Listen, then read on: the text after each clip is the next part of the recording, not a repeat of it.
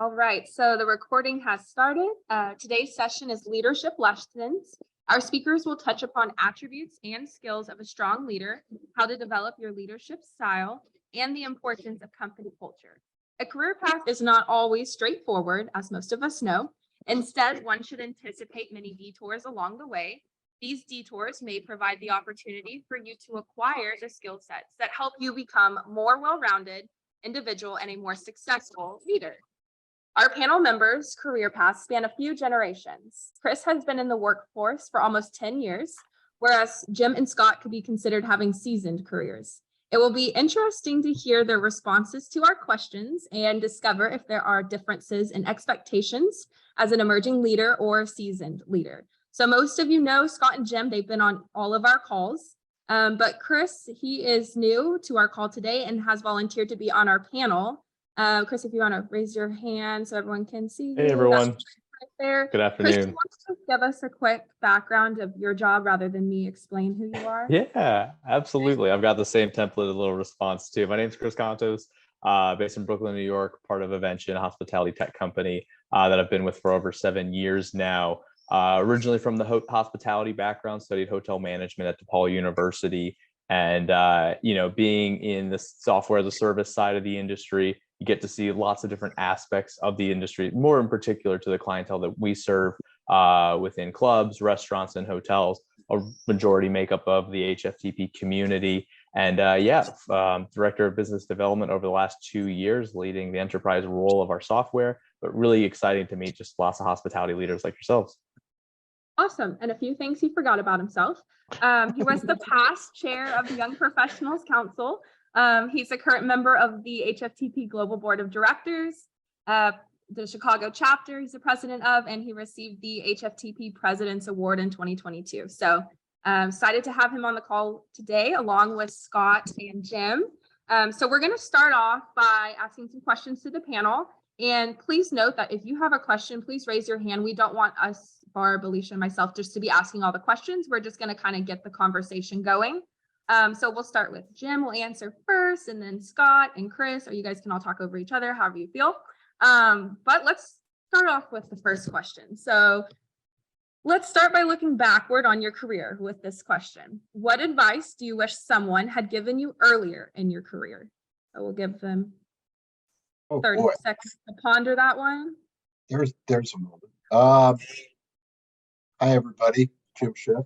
Most of you know me or have worked with me in the past.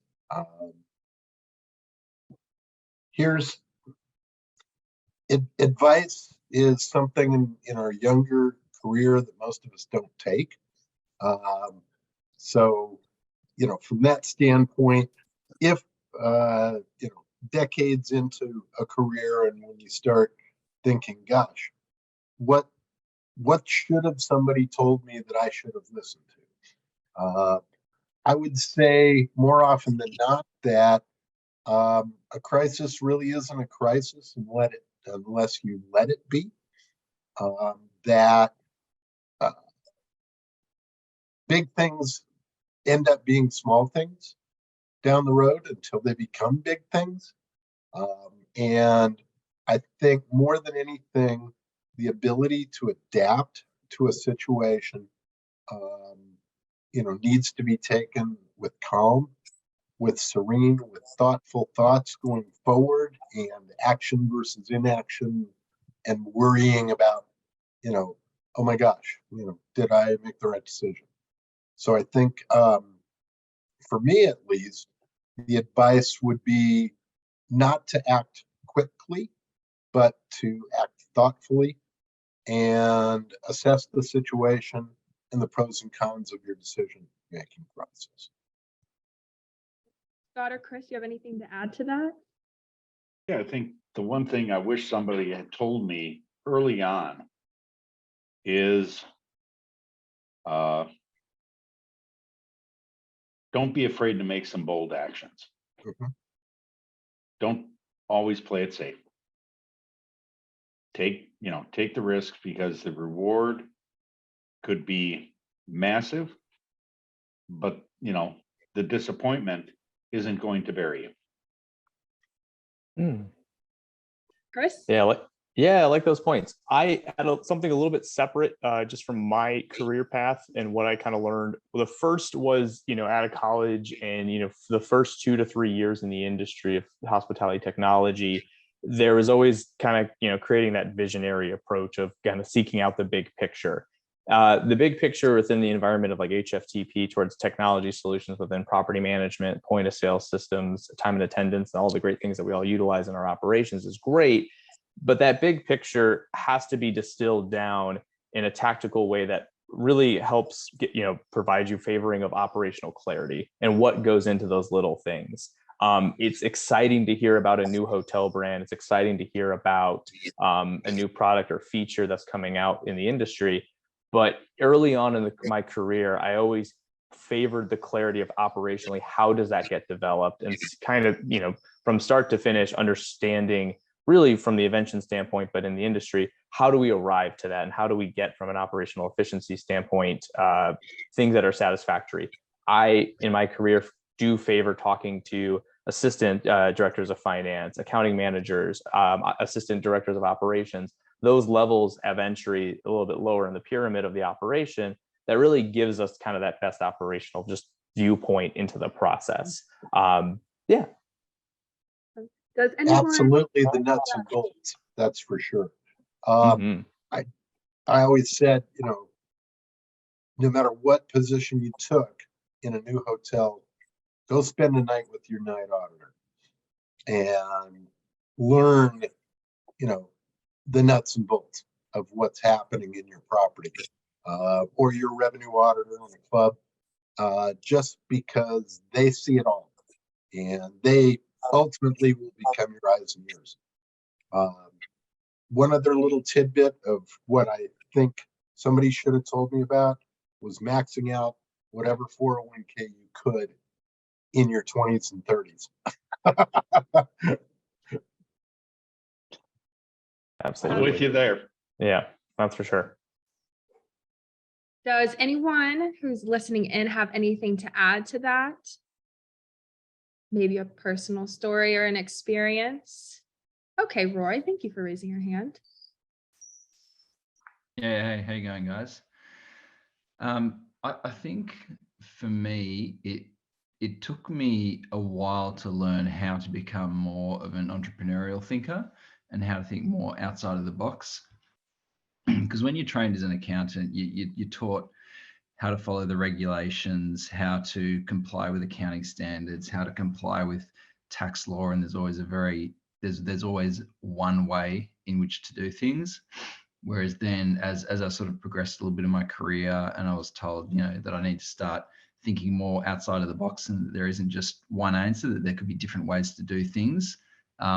That was actually quite a challenging mindset for me once, I'd spent the first sort of 4 or 5 of my years of my career very rigorously following the rules, and then being told that I have to think of things in a different way or alternate solutions. That was took me longer than it should have to kind of be able to mentally make that transition towards thinking more entrepreneurially, or thinking differently, or thinking that there are multiple different ways to do things. I wish I'd known that a bit earlier. And what was that spark within your accounting that kind of got that for you? Was there like a change in leadership that kind of helped spur that for you, or what kind of occurred there for you? It was a change in my role, because I did the first 4 or 5 of my years of my career was a pure accounting role. And then I moved more into investment analysis and asset management and funds management within the hotel industry. So it was that role change for me that triggered it. Interesting. Awesome. Thanks, Roy. Art? I love the comment earlier about being bold, which we kind of saw at high tech. For me, I would suggest that, especially in my career, is to be patient. Patience, I think, is critical. I can think back on at least 6 different opportunities that I had where it wasn't moving as quickly as I wanted. And I got an opportunity to do something else, and I went and I moved on. And two of those cases, the day that I turned in my notice, my boss had an offer for me for something else, that I was looking forward to. So we all want to be able to grow our careers and move fast. And unfortunately, I think a lot of times in college, those students that are coming out of college are given the impression that you can move very, very quickly, and we'd all like to, but patience can be golden and well worth it. Awesome. Thank you. And Tessa, you want to follow up with that? I just have a follow-up question. How do you know when, like, you've waited long enough? Man, that is a really, really tough one because it's and I think that I look back on my career and the number of changes that I've made. Every one of them has led to something better later on. So I don't ever look back on the ones that I missed because I try to take advantage of the ones that I did. So if something's in front of you, sometimes you gotta go for it. Tessa, I know you're early on in your career as well too. So Yeah, I'm taking as many notes as possible right now. Do you feel as if, especially because there's the learner, where you're absorbing the information towards your role, and is there a point though where it's been maxed out? Because at that point, then you are that subject matter expert for that position or that, that role that you have.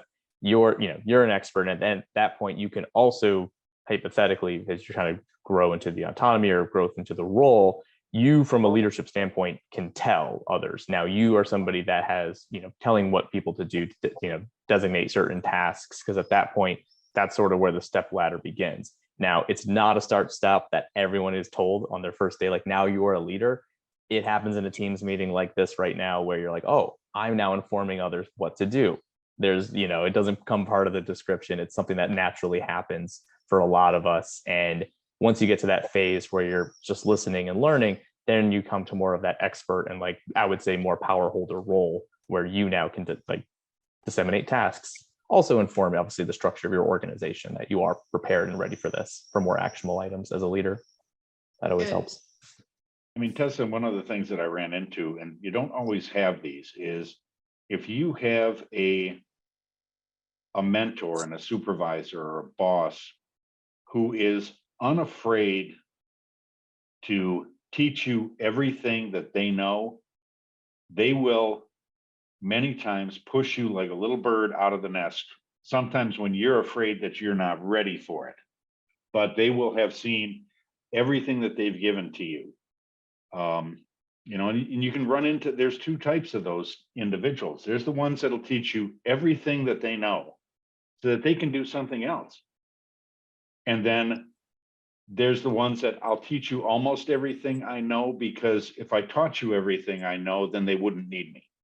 And someone coming into someone who has no insecurity about their position, they will help you the best, and they'll know when you need to do something, sometimes better than you will. Yeah, that's great. Good point, Scott. Marie, you have your hand up? Yeah, advice I would have told myself is say yes more and no less. So Tessa, you're ready. Say yes, go for it. It's there's too many times that you lean back, and when you start leaning in, you realize you're ready. Any other comments or questions regarding kind of this conversation? No. Barb, you want to throw another question out to the group? Once you're unmuted. Okay.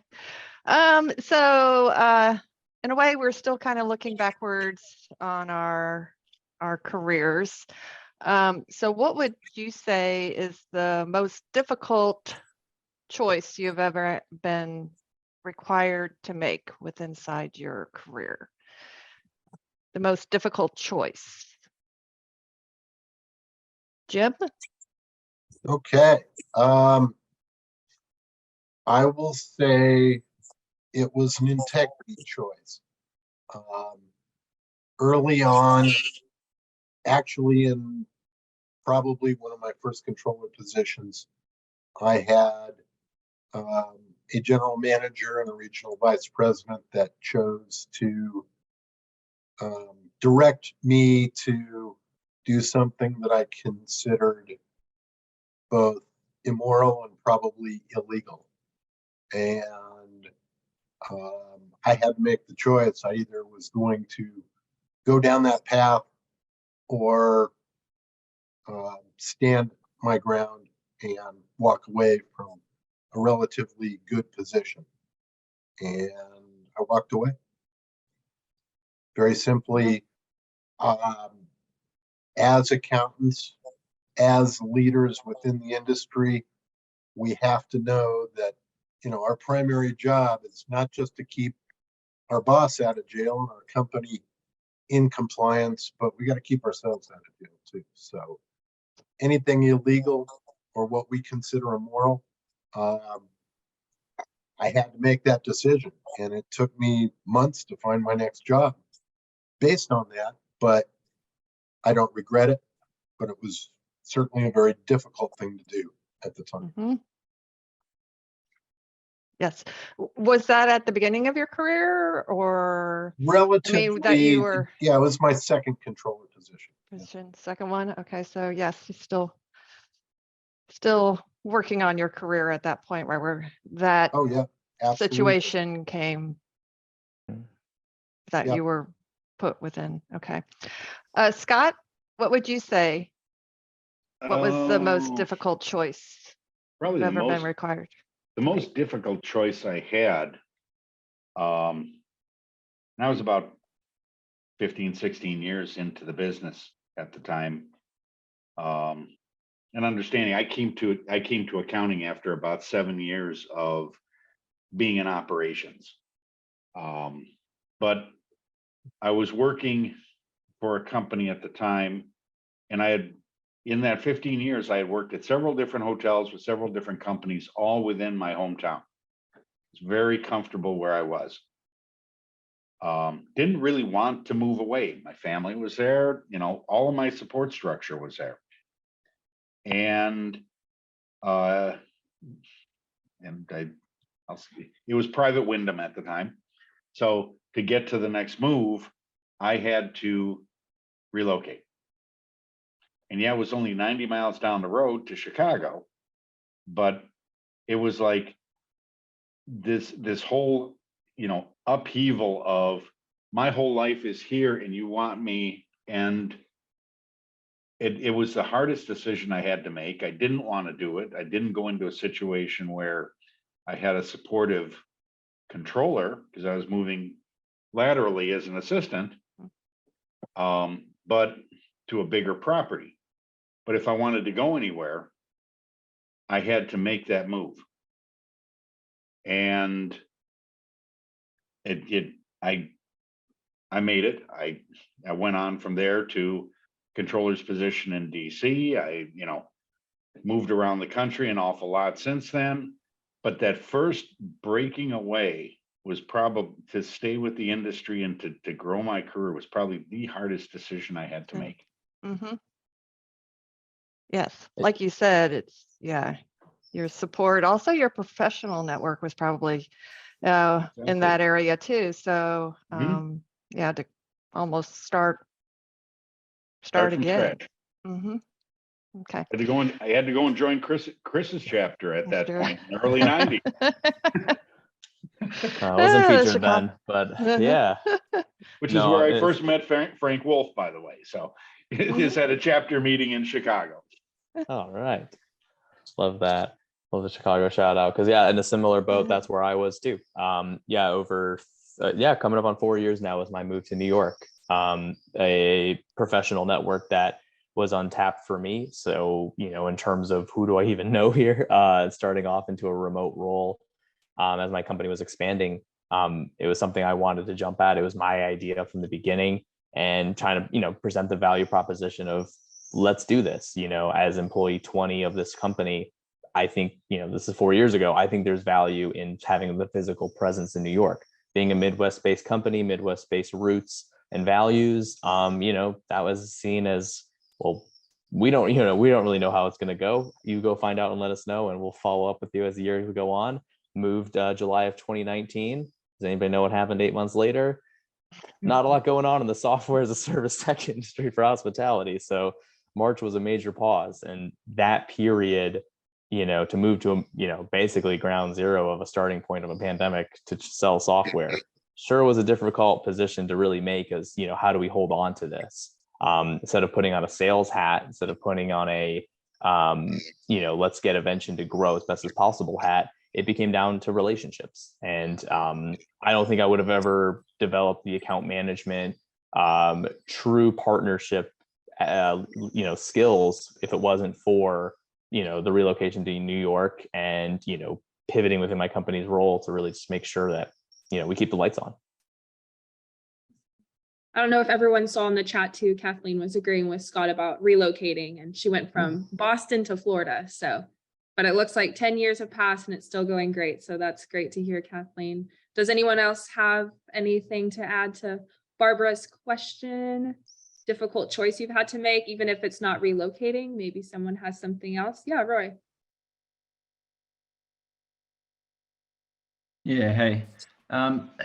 Look, this isn't, I feel quite fortunate that for me, this wasn't something that's been a difficult choice because of the mentors and the bosses and the support structures that I've worked with. But owning up to mistakes can be something that is very challenging, particularly if it's maybe a small mistake. You might think, oh, well, just sort of let a bit of time pass and it'll no longer be an issue. But for me, there was one particular circumstance where it's probably common to happen, where I sent an email to the wrong person because they had the same name but just different company. I didn't read the email address right. The problem was it was an extremely sensitive email with extremely sensitive information, and the organization that it went to was a competitor. So it was probably one of it was the one email that should not and could not have left. My soul left my body when I realized what had happened. And it only took me about a minute to think about what to do before I just picked up the phone, phoned my boss and said exactly what happened. And I was very fortunate that he was very calm, very supportive. It turned out to be a non-issue, but I think there's lots of circumstances, whether it's day to day or big issues like that, where maybe something goes a bit wrong, or you've done something unintentionally that you shouldn't have, and it's very easy to think, oh well, maybe I can just do this or that and it won't get seen, or maybe I can just ignore it and time will pass and it won't be an issue. But I think that comes down to sort of your moral and your ethical values. And so, like I said, I've been very fortunate in my career to have a number of mentors and bosses that have really instilled in me the importance of openness and honesty and having good values and having a good moral compass. So that's really helped make, for me, a lot of potentially difficult decisions not that hard. Well, and good for you, Roy, as far as getting out in front of it too. I mean, we in our roles often have to be the communicator of bad news, sometimes awful news, sometimes oh my God news, to those above us, whether it be a finance committee or a general manager or a management company or investors. When we communicate through our reporting, oftentimes we're going to be the first ones to see the match get lit, when a dumpster fire's on the way. How we do that successfully is, absolute openness. Hey, this is what's coming down the pike. And, I wanted you to hear it from me first. That type of approach, I think, is often better than, waiting for the proverbial crap to hit the fan down the road. And then you're on the defense. right off the bat. So, yeah, good for you on that. Let's hear from some other folks about maybe, a really tough decision and how you handle it. And we have had some individuals post in the chat too, if you guys want to speak out about what you're writing about, but Art, take it away. Oh, sure. Let me throw one out there. I was trying to think back difficult decisions, and I remember early on in my career, one of the things that I felt the most miserable about was terminating someone on my staff, whether it was an assistant, or a staff member. And my feeling was that when I had to terminate them for performance, not something that they did illegally, but a performance, in my mind, I was a failure. And, I felt like I couldn't let that happen. So after that, or early on, my goal was to always try to work through work improvement programs, that if somebody was struggling from a performance standpoint, that way I could feel like I did everything possible to make that person survive and successful. And then if they still didn't, somehow I would figure out a way to convince them, maybe there's another employer out there that might find your skills a little bit better. And as such, I really didn't end up having to terminate very many people after that, because they tried to turn the table around and give them an opportunity to move on their own. I like that point. Anyone? Yeah. It is a difficult situation.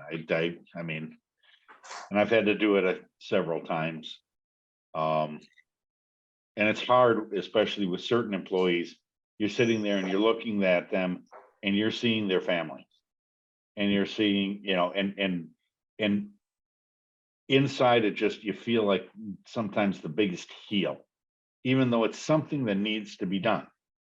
The employee is just absolutely in the wrong position, or what have you. But it's one of the reasons why I always left that for a Friday afternoon, because then I could have the weekend to try and recover myself. So, because I go home beating myself up, just like Art said, because could I have done something different?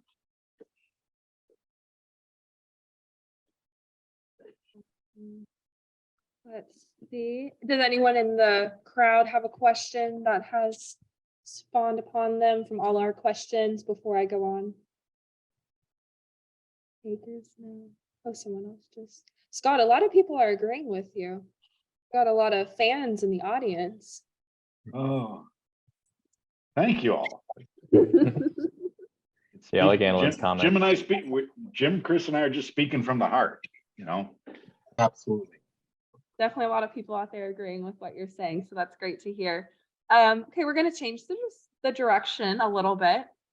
How do you leverage your strengths and balance your weaknesses as a leader? All right, Nilmar knows me well. I work quickly. I am an accelerator towards getting things done. We have a goal and I just go at it at 100 miles per hour. Now, Nilmar from HFTP Chicago is in accounting. I'm in sales. There's a difference. Nilmar is a perfectionist. Nilmar is an analyst. These are the two cross, spectrums that you as a leader have to be able to recognize. I will not ever have a CPA.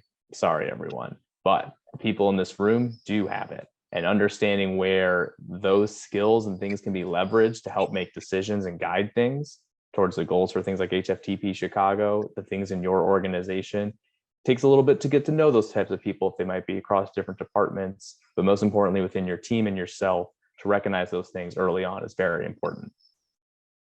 And how did you recognize those things, or did Nilmar point that out to you that you worked? So HFTP also stands for Here for the Party. I, with the Chicago chapter, would deliver the party.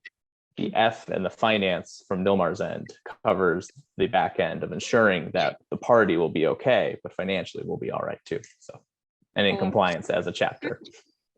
That's awesome. Scott or Jim, anything to add to that? Yeah, totally piggybacking on that, Chris. HFTP Here for the Party. I'm all in. From the standpoint of leveraging,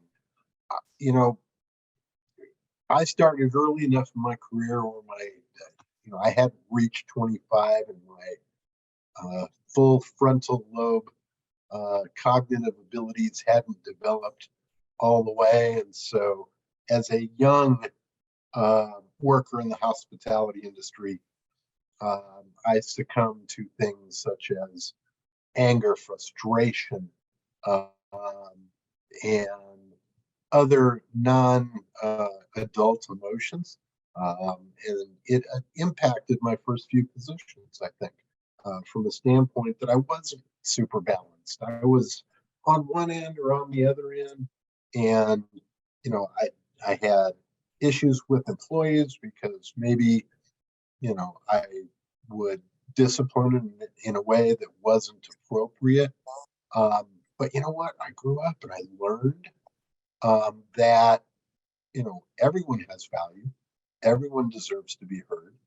That I turned that weakness into a strength by focusing on not the message that I was giving, but how the message was going to be received.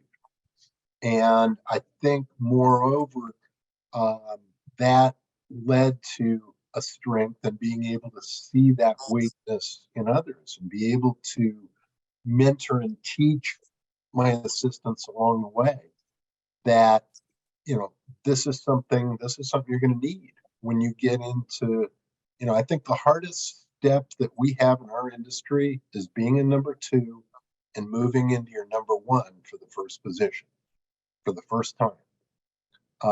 Some people make that transition fairly quickly. For others, it's not about the technical skills, it's about the social skills in the workplace that need to be further developed.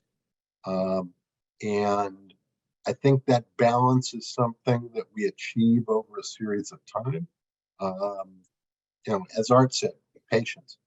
It doesn't, there's not a switch that flips overnight that changes your management style. It's something that takes place over a series of daily, weekly, monthly, and annual interactions. So that's, really, we're always going to have strengths and weaknesses. But I'm a firm believer of looking at and taking those strengths or the weaknesses and turning them into strengths and then passing that knowledge on. So important. I think one of the things that I've done and that, I've seen in other, great leaders is being able to identify what I'm weak at and then fill that. If it's a position, find someone to complement what I'm not strong at and, but be the complement to what they may not be strong at and then learn from each other.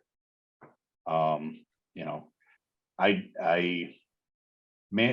learned teamwork again coming up in operations, in front office, in food and beverage. You can't get something done by yourself. So going into accounting, I always, look to try and build a team that could, we all could support each other. We could all take on, what one is short, the other is strong at. And also, and a matter of fact, I had this conversation just this week with the team at the hotel I'm at right now, is you all support each other. Everybody learns everybody's job. You go on vacation or you're out sick, you're not coming back to a whole big pile. So everybody, the tide lifts all boats. And, point out where they're pigeonholing. So, I had a number of bosses that would, would try and would grab me by my bunny tail as I'm heading down the rabbit hole too, and keep me from going there. So, I credit it to every manager and every leader that I've worked with. Some were better than others, but I learned probably the most from the bad ones. I learned how not to be.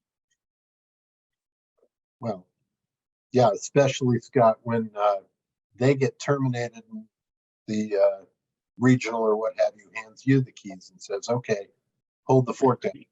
Yep. How many times has that happened over the years? Oh, more times than I can count on one hand, that's for sure. Yeah. Tessa, did you have something to add? Yeah, I had a good book recommendation just on like understanding where you're weak and filling your team accordingly. The Working Genius we just read as an accounting staff. And we're just an accounting staff of 3 here at the club, but I will be able to apply like the genius type that I discovered that I am in my professional and my personal life. So I have the link, I'll put it in the chat. It was great for the workplace just to figure out like what type of person you are, if it's a really strong emotion and or a really strong strength, really strong weakness, and then how to just build your team around that, because we can't fake it to all. So that's a good one. Yeah, that's awesome. And there's been some good Yeah. posts too, don't hire clones. That's a good one from Joanne. You need to know your value and equally recognize the value in the others around you from Marie. Let's see, they just keep coming in. Tessa just put the book in. Bill said balance is fluid. So definitely a lot of good thoughts out there. I'm going to break up the questions from our panel real quick. And everyone, if we could just, sorry, Barb, I'm taking the spotlight, but I just want everyone to answer this question. Barb's next question is, what life-changing lesson did you pick up from the people who helped guide you? So let's give everyone 2 or 3 minutes, type something into the chat, and Chris and Jim and Scott will kind of go off of that. But what life-changing lesson or lessons did you pick up from the people who have guided you? What really has resonated with you through all of your years? Anyone? Keep family first. Work smart, not hard. That's a good one.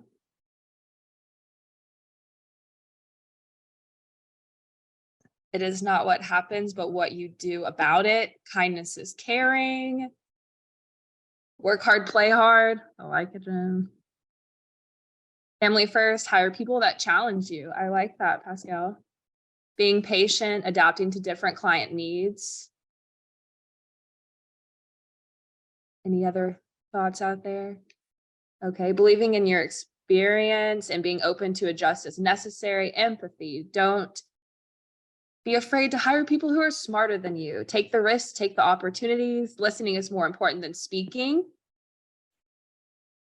Needing to take time, actually disconnect from work for a while. I like that. I think it's hard now, especially with remote work. Sometimes people forget to really disconnect. I know I have that problem, so I feel that one.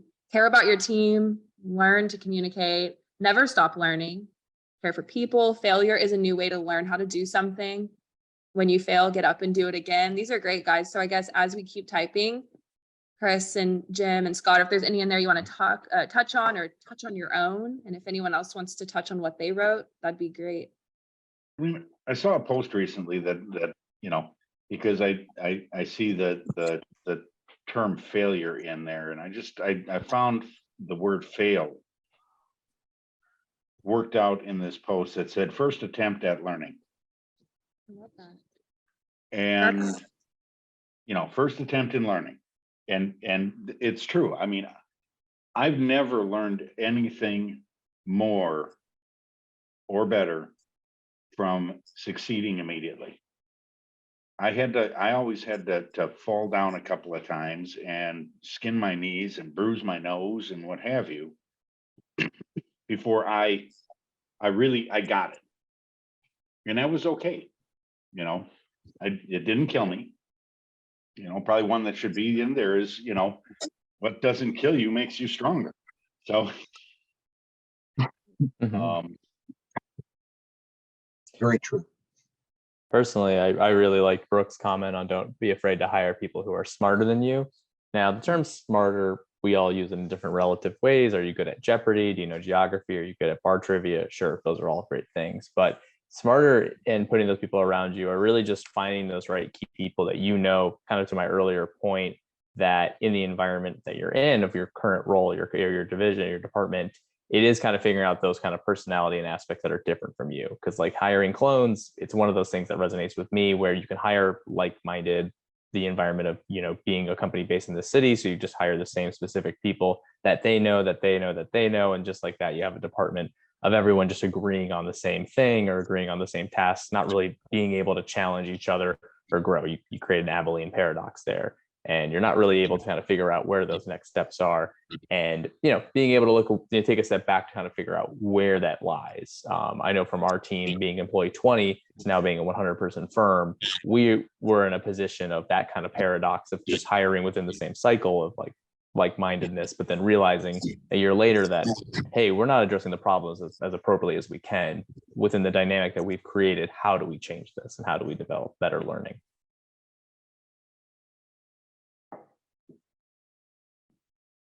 Anything to follow up with, Jim? Did they steal all your words? I mean, they stole a lot of my words. I mean, certainly, let me add, you know, always learning. How about, you know, never become unteachable.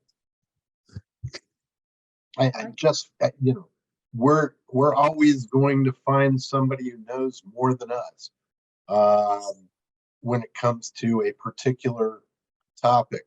I don't ever want to be the smartest person in the room. I want people to bring forth new ideas and say, you know, things like, again, challenging me and giving me the opportunity to let them grow and develop and be the mentor that I've been now for, you know, so many years.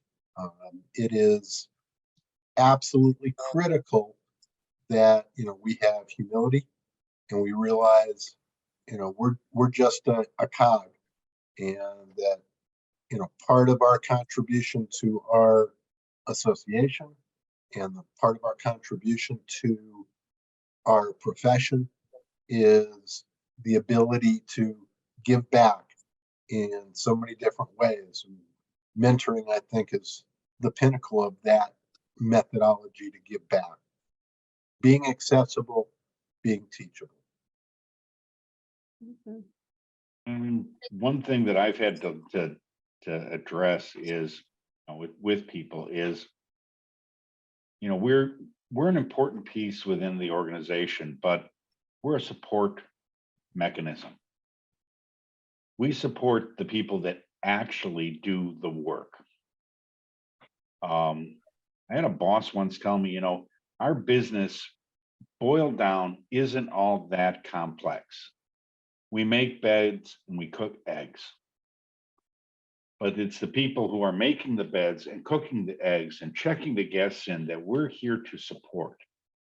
And so anytime I get to the point where I'm feeling just a little bit too full of myself, I go and have a good sit down in the lobby and watch the people who really work hard in this industry. That, you know, that, and they have to take an awful lot of grief from strangers and still try and approach it with a smile. Because I was one of them 45 years ago. So, you know, going back and remembering that, you know, my position is just like Jim said, we're a cog in the whole organization. Not to get too full of myself in that. Right. But we're not the only cog. And absolutely, you know, like I said, a night with the night auditor or a day out on the line with the sous chef changes your attitude and your perspective 100%. Awesome. I think Barbara's going to wrap it up with her final question. Yes, since we still have about 10 more minutes left, that now I think what we're going to do is we're going to look forward, because we've kind of reviewed the past. So with that, what do you think would be some common challenges that leaders face? And in the present and also in the future, if you can even look that far, and any tips, tricks, best practices on how to overcome something, one of those challenges that you foresee a new leader or even a seasoned leader to have to anticipate in their career? Let's There- see, we'll start with Jim.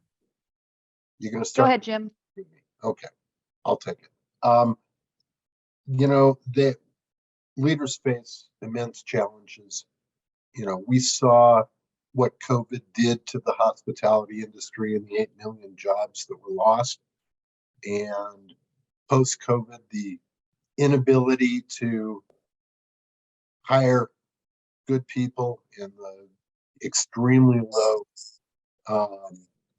rate of unemployment, within the industry, sometimes 2 and 3% of trying to get good people.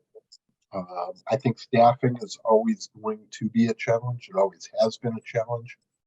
But I think more esoterically, we've got inability to really look at, from a budgeting standpoint, I think we're getting further and further away from budget targets.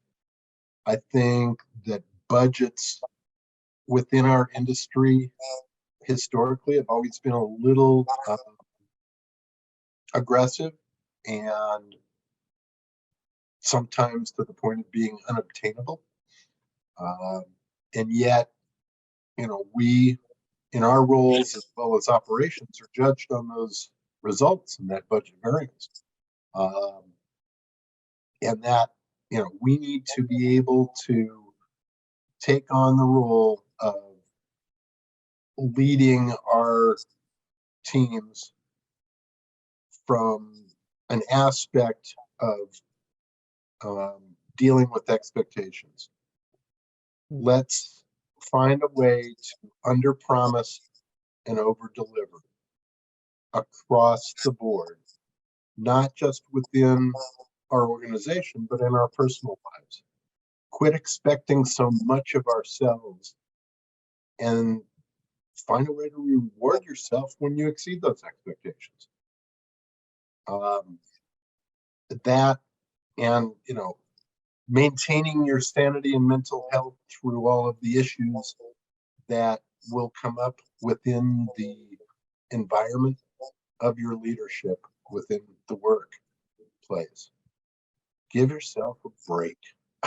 And I think we don't do that enough because so many of us are type A personalities driven to tackle situations and deal with the ramifications and the consequences as it relates to our own physical and mental health down the road. Right. That's not going to be good for us going forward. You talk about that as like, sort of as like the power holder, like, you lead from the front as, more kind of like the traditional like leadership style, but you don't really know how far you've gone. When you turn around as the role that you've had, there's not many people by you at the top of the mountain, per that analogy. Like, you don't see anyone around you, and that, to reward yourself and kind of giving yourself a break on some of the mistakes you might make as a leader, take it easy on yourself there, because that's especially important. And it's something that, as like a power leader or a power holder within your organization at that director level, you do make mistakes. No one sometimes really tells you exactly how you're doing besides just some of the budget metrics that you might be hitting, which fantastic, but still figuring out ways to step back and kind of learn how you're doing is important. But that's, again, kind of tying back to pieces of having that mentor or other people within your space that helps, you can empower or at least have guidance from them as well. Important. Yeah, I think one of the key problems that we are going to have going forward, and the future leaders are going to have to start to confront this, is coming out of pandemic. As Jim said, we've lost from the employee basis that we had an awful lot of credibility. We did what we did to survive, but we lost a lot of people who will never come back. Partly because they found something better, partly because they felt like they were never appreciated to begin with, and that's why they got cut out of it. And that, you know, if we really had cared so much about them, we would have tried to find something else, some other way. We have a credibility problem there. It's not going to be easy. You know, I just went through the process at the hotel I'm, for lack of a better term, babysitting right now because we were missing a controller. We hired someone. One of the key things that individual said, it was one word during the course of our interview that got me thinking that this would be the type of person I wanted. And that word was why. The power of why is, you know, is what we're going to be confronting in the future. Why do we do things the way that we do? You know, why should we advance so quickly? Why should we stay so far back? If somebody can ask that question, why, and be confident in it, that's somebody you want. That's somebody I wanted. Does this have anything also to do with like the loss of institutional knowledge? Since Exactly. Are we seeing that become a challenge in the future, or? Yeah, I mean, there's a lot of people that got out of the business, you know, Jim, myself, you know, see Bill, I see Mark, what have you, you know, we're kind of institutions. Art is there, you know, but yes, I mean, people aren't hanging around, you know, to move through these positions and be able to say what it was like way back when.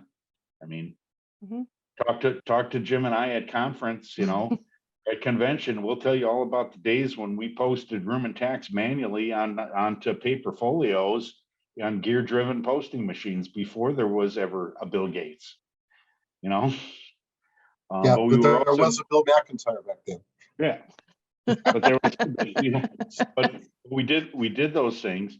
We rode and learned the technology portion of it. And you know, it's interesting to see that, you know, when I ask an employee, why are you doing that? They can't always give me an answer. All they can do is tell me the what. Yeah. This is what I was told to do. Yeah. Exactly. That's where you lose your institutional knowledge is, you know, is in the why of things. Just for an old point of reference, if anybody ever sees the term transfer debit, transfer credit, then you know you've worked on an NCR 4200. Exactly. Which I think was phased out in the mid 80s. Yeah, that'll be exciting keynote. Yep. I know that still be out there. There's probably a working machine out there. Those things were beasts. There took up the entire front desk and it had a hand crank for when the electricity went out, so you could still post room and tax to each folio. Exactly. And there is one in the in the Smithsonian National History Museum under technology. I think that's why we said seasoned careers. That's awful. Yeah. Sometimes it was marinated. Oh, there you go. Let's see, Chris, do you have any additions to? No, Okay. I'm part of a lot of peers that were in that flux during COVID.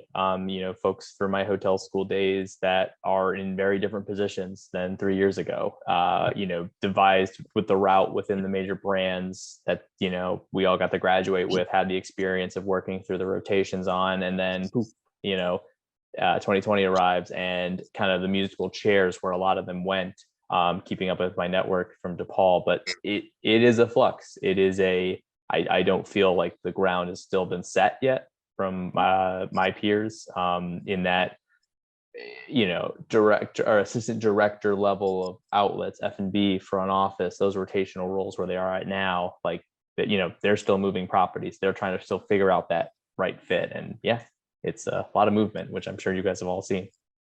And Chris did share a link on kind of the framework that he uses. Don't forget to check out Tessa's book she shared and everyone's great comments that were posted. Thank y'all for being so communicational today. I know it's 3, so I'm going to quickly wrap up. Thank you for joining. If you have questions, email us. I do want to note that our next session is Thursday, August 17th, but we're having a time change. It's at 11 a.m. Central Time. I will send an email out with a reminder. If that is an interference, it will be recorded, so just let me know. And then I know a lot of you will get excited to hear that our September session is on ethics. Yay, everyone get excited. So thank you all again for coming today. The August one is going to be kind of different, should be a lot of fun, a new speaker, recruiting, hiring, and retaining top talent as a leader. So get ready for that. I'll send out a reminder. And then we have one new program, Emerging Leaders. It's October 16th and 17th in Indianapolis, Indiana. It's 2 days before our annual convention. Yes, Tessa registered for it already. I don't think she was raising her hand. She was waving, but I'm going to call her out. So if you are interested in joining this, it's an in-person 1.5-day meeting with hands-on activities. We're actually working on the full schedule right now, something completely different. And since you are a part of the Leadership Excellence series, we do want to open up that opportunity for y'all, just another way to develop your leadership skills. So with that, thank y'all, everyone. Please email me or Barbara or Alicia if you have any questions about today's sessions, future sessions, emerging leaders, annual convention, you name it, we can help you. And everyone have a great rest of your Thursday. Thank you, everyone. Take Thank care. you. See everyone. Great to see everybody. Good to see everybody. Bye-bye now.